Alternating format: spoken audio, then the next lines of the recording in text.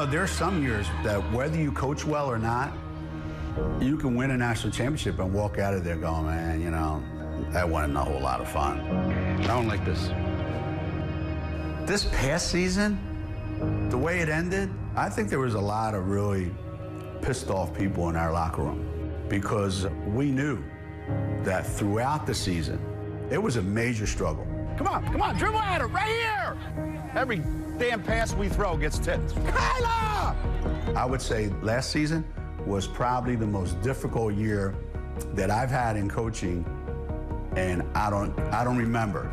That was the most disgraceful effort I've seen at Connecticut in 32 years that I've been here. This year, it will be different for a lot of different reasons, but when you go through something like last season, you do get perspective and you do get a sense of, all right, do we really want to judge ourselves by a record? Ready, go! Come on! Get up on it! Never about that kind of stuff. Good. It's about, did we manage the whole thing the way we wanted to? And that, I think, is going to change. You all have a point, and you all have something that you have to contribute. But one contribution is the energy that you bring to what we're doing. And if we have that, the other stuff will take care of itself.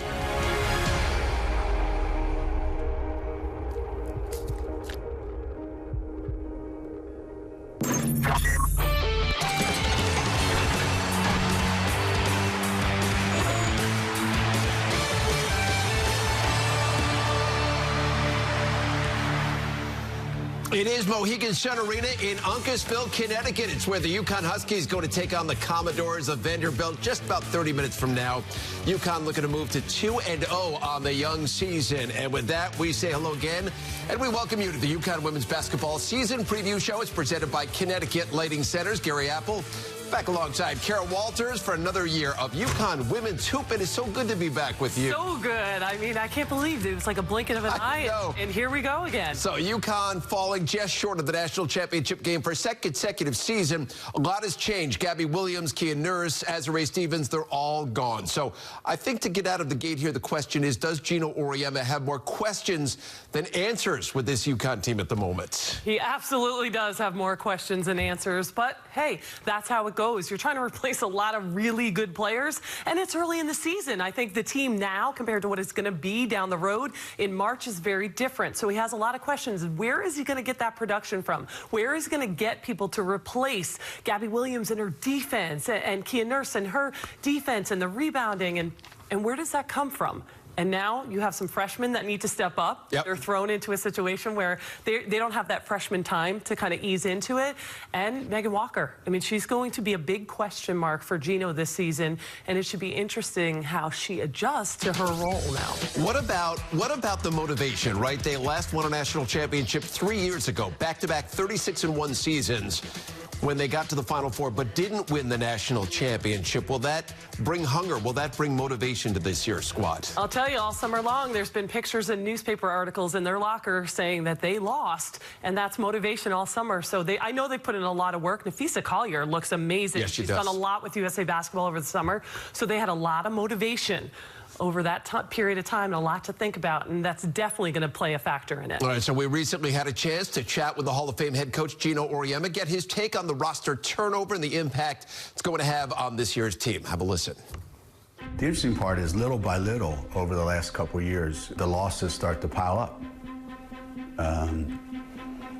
And the kind of people that we lost are not easy to replace. You can replace them with bodies, you can replace them with good players, you can replace them with, you know, talented players, but you can't replace the level of play that left. And you just go through cycles, you know, and I think that's every coach's adjustment, is how do you change, how do you adjust to the team you have in front of you rather than the team you used to have. Everybody's got to move to get open. Here we go. Everybody that graduated is a starter in the WNBA pretty much, and most other schools don't have to deal with that, you know? It's not a bad problem to have, you know? And when they're here, we probably don't appreciate them as much as when they're not, but the adjustment for the coaches is, Okay, how do we score as easily as when we had Stewie? When we don't have her? Well, we're gonna have to figure that out. How do we play defense as well as when we had Gabby and Kia? When they were the only two guys on the team that actually tried to guard anybody last year. So how are we gonna be a really good defensive team knowing that? You know, and these are the kinds of things that every coach has to figure out as the new season comes on. Believe me, nobody's feeling sorry for us. I mean, there's 300 schools in America right now doing the Seinfeld happy dance. Lou, if that was a screen there between you and Crystal, one of you guys would have scored. It looks like you would think it would look like. It looks like Lou and Fisa, who have a pretty good idea of what we need to get every day. Crystal, who's learning how to run a team, you know. And then the rest, we are all in a wait and see. Let's see what we have. You know, I think the key is going to be what are the rest of the pieces going to look like? And that's going to determine really what kind of season we have. It can't just be that we rely so much on those three guys that everybody else just goes, you know, what's the point? We know what we're going to get from Lou, what we're going to get from Fisa, what we're going to get from Crystal. Now it's going to be, what are we going to get from Megan, which has to be a lot, you know, and then what? Then what? Those are the big, we have more questions. You know, I remember a couple years ago saying, yeah, I have no idea what's going to happen this season. But we were still dealing with, you know, a bunch of players that won championships. Wherever opportunities you get, you have to work at it, okay? You have to want the ball and you have to work at it. The questions are for real, and we don't know the answers yet. And we may not know for a month or 2 months. We may not know till the end of January. I have no idea. I really don't. Well, Gino Auriemma really, in many ways, answering the question I posed to you when we first started, right? What about the changes and the question marks and how they're going to deal with those? He's trying to figure that out as he goes along this journey here, but there is a lot of production that needs to be replaced. As you see it, how do they do that? Well, I think there's a lot of pressure, obviously, on Megan Walker to step up. I think Kristen Williams, she doesn't have that adjustment period coming in starting as a freshman. And I think Lou and Nafisa and Crystal have taken it upon themselves as upperclassmen to say, listen, we'll carry you as much as you can, but then we need you to come on board and do this, that, and the other thing. So they don't have the luxury. They have to adjust and adapt to being in that starting lineup. But Megan Walker, to me, she's almost like she's a small post player, but a big guard. And Kristen Williams has one of the best pull-up jumpers, which to me is lacking in the women's game. She can stop and pop on a dime. So you have that combination of that strength in the guard situation. The question mark to Gino is Kristen Williams and is Megan Walker, are they going to be able to defend? I think that's one of his biggest question marks. And now, they're all great players that have come from high school, touted as the #1 recruit, Kristen Williams. But you know she can score, but what can she do when the attention to detail, when you have to play Connecticut basketball, is she able to do those things? Megan Walker, by the way, had 15 points in Connecticut's opening win against Ohio State, and she was the #1 player in her class coming out in 2017. She needs to take a major step forward this season, and as we heard Gino say a moment ago, nobody is going to be feeling sorry for UConn and the many questions that are facing them right now. But what about expectations? Is this a national championship caliber team as they begin this quest? Well, I think expectations depends on who you ask, the fans or Gino or them. Always high expectations. Now, let's think about this. They still have 3 of the best players in the nation. So like Gino said, nobody's feeling sorry for them. They made this adjustment when they came, when Stewie left and Morgan Tuck and Mariah, the same thing. It was like the sky is falling, and they figured it out. So I think even though they're struggling with no depth, they still play Connecticut basketball. And by that, I mean the attention to detail, the coaching. If you went to their practices, the tempo and the pace that they have in practice is like no other. So regardless of who you have on the bench, you still play a certain style of basketball that is better than anyone else in the country. And you have 3 pretty good players there to help you out in the big 3, as we call them this year. So I have expectations of making it to the Final Four and they could win it all. I'm not saying they're going to, Yes. but I think that's the expectation for And they everybody. begin the season ranked second in America by only Notre Dame, who knocked them out in the Final Four season ago. So Kara and I just getting going here. Connecticut Lighting Center season preview show. When we come back, going to hear from the upperclassmen how they're adjusting to their increased leadership roles here this season. And as we get a look out the door here, there's the senior, Katie Lou Samuelson, getting warmed up for tonight's contest against Vanderbilt. She had 19 in the opener against the Buckeyes, looking for more of the same tonight. And we're back in just a moment. The UConn Women's Basketball Season Preview Show is presented by Connecticut Lighting Centers and Restoration Lighting Gallery.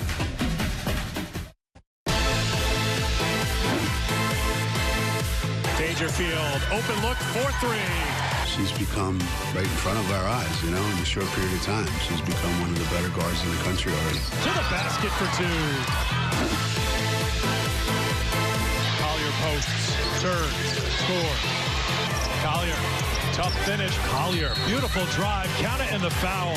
So good going either to her right or to her left. Back outside, Samuelson for three. Even to Samuelson. Agree. Katie Lou, why not? Why not? Money. It's like a layup. It is time now. Shining the Light, presented by Connecticut Lighting Centers. UConn may have lost three big-time producers from a season ago, but returning upperclassmen, Nafisa Collier, Katie Lou Samuelson, and Crystal Dangerfield accounted for a pretty decent chunk themselves, and we asked them about their expanded leadership roles coming into this season. I think Fee's done a good job stepping up and stepping out of her comfort zone and becoming more vocal. For me, I'm more naturally like that, I guess, so I've been, you know, just trying to make sure I'm there whenever things go wrong, or I'm the first person to say something when we need to fix things. I'm trying to always be on top of everything this year. Lou has always been a vocal leader, and I've tried to lead by example more. But especially starting this summer, since we, or in the spring, since we knew that we were going to be the seniors this year, we tried to be even more vocal than normal, and I had to get out of my comfort zone because I'm not usually that person. So it's really helped me to grow and as a leader and as a person, being that vocal person on the team. I want to be able to lead by example and lead with my voice, and being able to take some of the younger guys under my wing since I am upperclassman now. I think we have to be able to be the ones that put our foot down and make this team go. A lot on the shoulders of those three upperclassmen right there. We hear, especially, it was Nafisa talking about getting out of her comfort zone, right? What exactly does that mean? It's hard. If you're not naturally a talkative, kind of outgoing person, she's shy, she kind of keeps to herself, it's hard to kind of get that out of you. But she's done a great job. She's played USA basketball over the summer, and she's gotten in great shape. Not that she wasn't, but she's just changed so much and grown, and you'll see the growth through the season and be like, wow, I didn't think she could get better. But it's hard to get out of your comfort zone if you're not a talker. And Katie Lou Samuelson, she's one of those players that she's vocal. She'll tell everybody what to do and where to be. But I think collectively, I think that the kind of theme of this season, Gary, is collectively as a team. There's not going to be one person, although, you know, you have a Katie Lou Samuelson who could take over, but I think collectively is going to be the key. They work together as leaders, so they all have the different parts of them that come out, whether it's by example or vocally. You have defense, that's got to be a collective thing. So everything really has to push each other because they're not naturally like a Diana Taurasi in your face, grab your shirt. Collectively, I think they make great leaders. Was I reading that they get together before and after every practice to sort of assess where the team is and to provide that sort of insight to some of the younger players? See, I think that's really smart because they know their strengths and weaknesses. You have to know your strengths and weaknesses, and they know they're not like screaming leaders. They thought, you know what, let's get together and let's discuss what we need to work on, because it's a fine line of being a captain and being a leader and talking and coaching your teammates, but being a good teammate as well. They don't want to take over Gino's role, but they know as upperclassmen they have to push each other. And I think collectively, because they do things like that, they'll be very successful. It is worth noting here, all three are on the preseason Naismith and Wooden Award watch list that go to the best players in the country. So they've got three studs right there without question. More to do here on our preview show. We're getting you set for UConn and Vanderbilt. We got to look right there at the freshman, Kristen Williams. We'll talk about the freshmen and the expectations surrounding them a little bit later on our show.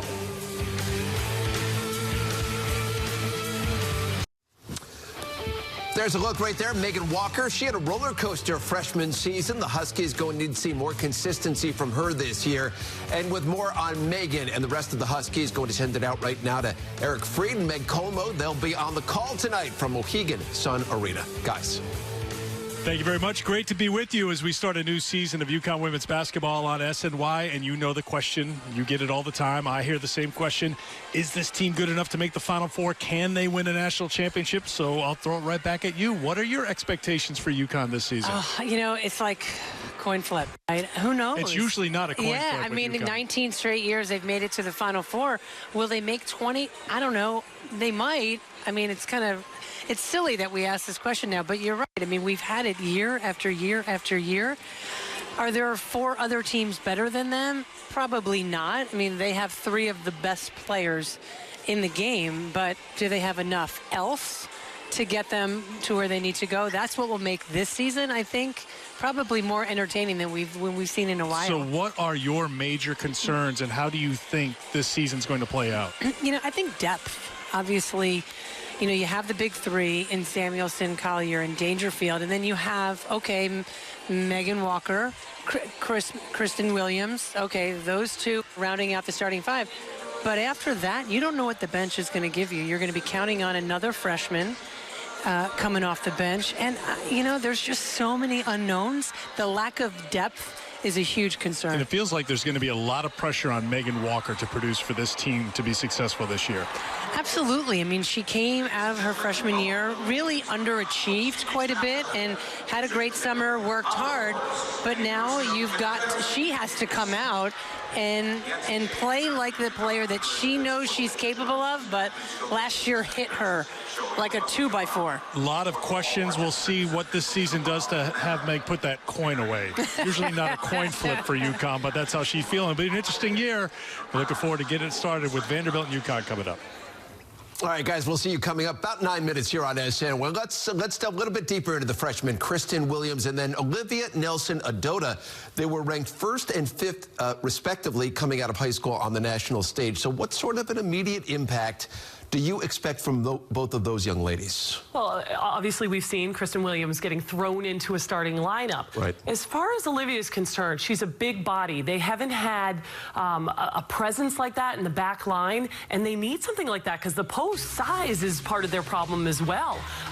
She's just not ready yet, Gary. She's a big body, but she's, I should say, tall, but she needs to put on strength. She needs to get into the weight room and put on muscle. She's been a little shocked about the physicality of the game. This adjustment from high school to college is a big leap, especially for a post player and how physical it is in there, but she's going to help you down the road. Now in March, I think you'll see a very different player, whereas she has a little time to develop, but Kristen's just like, you know, thrown in the water and let's see if you can swim kind of thing. But there's only 2 of them, which is kind of good sometimes because you don't have that learning curve in practice where you have to stop every 2 minutes because a freshman can't figure it out. You only have to stop for 2 people, so that's kind of good. It kind of keeps the pace going. But this is a great opportunity. Here's freshmen come in, like, here's the keys to the Cadillac to start. Let's see what you can do with it. They need them. So they have the opportunity of a lifetime here, and I think you're going to see good things come out of them. It's just a matter of how much time they need. Weren't you saying to me, Kristen's got sort of an intense personality. She's got a real, sort of a chip on her shoulder in some ways. She has a swagger to her, which you don't often see from a freshman, so that intensity is going to help her develop quicker as an athlete and a player. Well, it seems like just yesterday that Nafisa Collier was a freshman, but she is a senior leader now for this Huskies team. We've got tip-off, UConn and Vanderbilt coming your way in about 7 minutes here on SNY. We're back in just a moment. The UConn Women's Basketball Season Preview Show is presented by Connecticut Lighting Centers and Restoration Lighting Gallery. We get a look right now at the upcoming Huskies schedule. It's presented by Restoration Lighting Gallery. UConn escaping the chilly weather with a trip to the Virgin Islands after tonight going to play Ole Miss and then St. John's and Purdue, and that's followed by DePaul coming up on the 28th. Let's focus in here on an X factor for this UConn team. What might that be this season? Honestly, I think it's defense. Here you are trying to replace Gabby Williams and Kia Nurse's defense. There's not that one player you say, she's the best player on the opposing team, you're guarding her. They don't have that player this year. It is by committee. They have to play solid team defense to make the stops and also to convert, because a lot of what UConn did last year, obviously, their defense created offense for them. So somebody would steal a basketball, get in a passing lane, they'd go down the other end and score off it. So there's so many reasons why defense wins championships, right, Gare? That's what they said. That's what this team, more than ever, that's what is going to mean to this team is defense. But collectively, there's not one person that's going to do this. They have to commit to talking, rotating, communicating, being in the right place at the right time. And some of that comes with trust. Who are you going to trust to make sure that if you go out, you have somebody rotating to cover for you? So to me, team defense is going to be the question mark, and to me, the X factor for this team. Certainly bears watching in the days and the weeks and the months ahead. UConn dominating in their season opener, by the way, against Ohio State. Are we going to see more of the same tonight in the second regular season game against Vanderbilt? UConn coming in 1-0. Vandy is 1-3. Keys to the game when we come back in just a moment. Look at UConn's starting lineup tonight. No change from the opening game with Dangerfield and Williams, Megan Walker, Katie Lou Samuelson, and Nafisa Collier going for Gino Auriemma. Specifically tonight's game, Carol Walters, what should we be looking for? Well, you want the freshmen to continue like they did in the last exhibition game. They had big games in that, so that could be one thing we're looking for. Vandy, they have a guard that's taken 29 threes in 4 games. To me, that's like, wow, we better guard the three-point shot, right? Not necessarily she makes them all, but you got to guard that. And they have a big player inside that ducks in a lot. She's very physical, trying to score. So is this a game that maybe they can get some help in the post? Because they have undersized posts. Like if you have Kyla Irwin coming in and that. So how are they going to get physical and get to the spot and not let a big body just post them up? So I think they have some good challenges here. Opportunities for freshmen and opportunities on the court to make some adjustments for things that are going to be a challenge all season long. Well, as you said, this team does not have great depth, but Gino can win a national championship with 6 players. He's done it before. He's done it before. There's no question about that. And so it's going to do it for us. The UConn women's basketball season preview show presented by Connecticut Lighting Centers is in the books. And so for Carol Walters, I'm Gary Apple. We thank you for joining us. Enjoy the action. UConn and Vandy right now.